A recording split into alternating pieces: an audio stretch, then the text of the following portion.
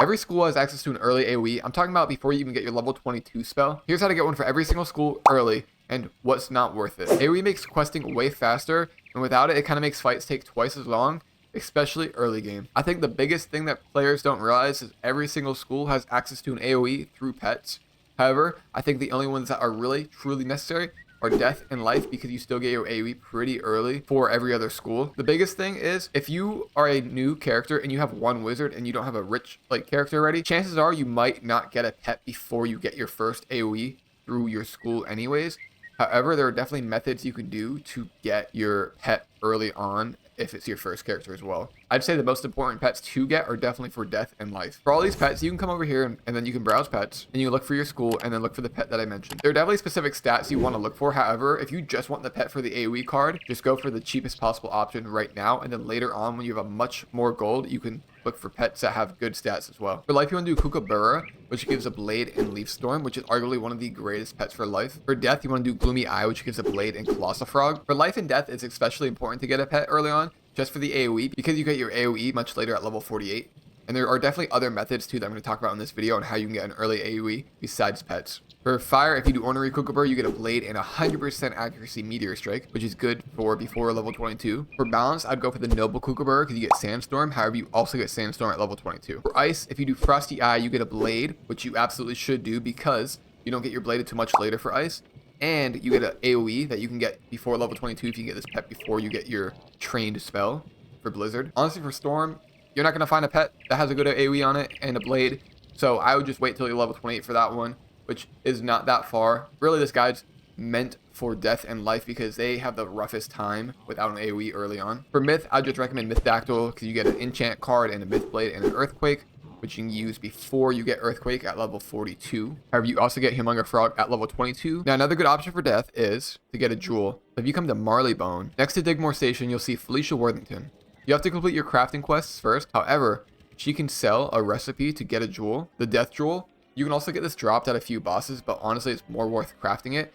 And it can drop a level 25 jewel that has Deer Knight on it. The crafting is not very hard to do either. I'd say the hardest part is to get the iron. However, you can get that through a couple bosses. You can buy the TC at the bazaar, and this you can buy from any reagent vendor. You have a 1 in 14 chance to get the Deer Knight jewel from this. So for death, your two best early options are definitely the pet or Colossafrog or that jewel for Deer Knight. Now, if you're on a second wizard, you can farm Baba Yaga for a Morganth jewel. However, this can be tedious and maybe not be worth it for you, but it's another way to get an early AoE for a future wizard. Another option for life is to get Rat Spin. It's a spell that is an AoE for life early on. Now, there's two main ways to get this spell. One being a gold key boss you can farm here in Grizzleheim at Salvatore Pass. You come down here and you can farm the gold key boss, King Boar. However, gold keys can be a little tedious to get early on. And if it's your first wizard, I don't really recommend doing this because it's just going to be tough to get the gold keys to begin with. Other option is to open packs, unfortunately, the Grizzleheim lore pack. And I'd say it probably would cost about 10, 15 bucks, maybe more, maybe less to get the spell. You need 35 spell minutes to unlock it. If you do end up farming King Boar,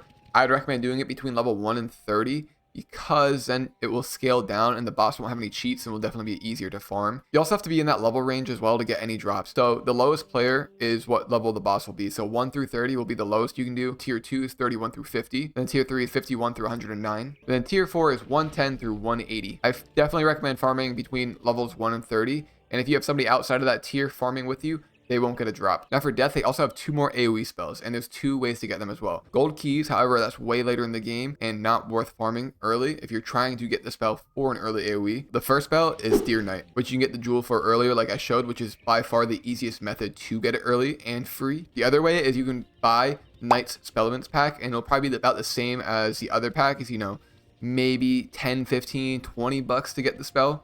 And then you need 35 spellments to unlock it. Death also has another AoE that you can get from packs and a gold key boss, but the gold key boss is farmed in Celestia as well. So if you want an early AoE, unless you have somebody teleport you there and help you farm and gold keys to farm, you won't be getting the spell early. So the Ship of Fools is what it's called. And you can also buy a pack for it as well for 399 crowns. It is the Celestian Spellment pack. Again, if you don't want to spend money, I don't recommend doing this. It's probably about the same, 10 to 15, 20 bucks, maybe more, maybe less. I'm not really sure. For the cards that require school pips, you'll need Archmastery rating. And to get that early before level 50, which it defaultly unlocks at, you have to come to the shopping district and go to the jewel shop. You can buy a cracked Archmastery opal or a square socket or this socket as well.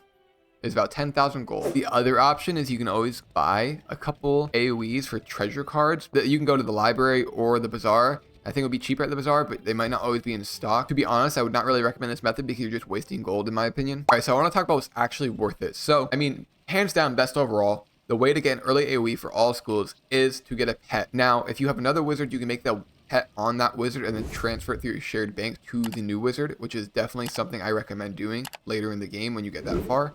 However, you can also farm for a pet early on if you want to get an AoE right away.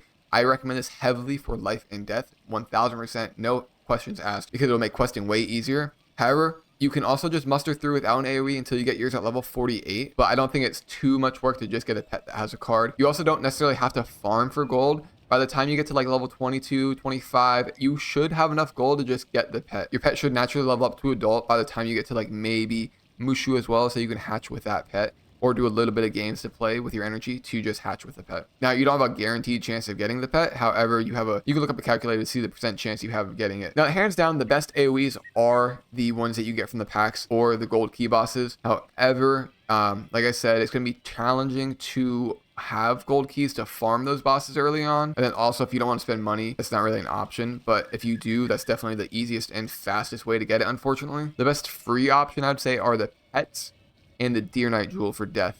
And if it's a second wizard, you can do the Morganth Jewel. However, that's a little tedious to farm as well. I'd say the most tedious method early on would be to try farming gold key bosses. However, it's definitely doable, but it will take a while and your time would better be spent just leveling up. So honestly, depending on your school, here's what I would do. If I was any of the other schools that aren't life or death, I would just go through the game. You know, I would go for a pet as soon as I could when I had the gold, and just go for one that has a blade and not necessarily worry about an AoE card because you get your card so early. I mean, if it's a second wizard though, you can definitely have a pet made for your second wizard. For life, if I didn't want to spend money, I would definitely go for Kookaburra to get the Leaf Storm. For death, I would definitely go for the Jewel and the pet, because the Jewel you can use at level 25, but if you can muster enough gold to get the pet before level 25, you can have an AoE before that as well. All the other schools, you can force an AoE, but you don't really necessarily need one.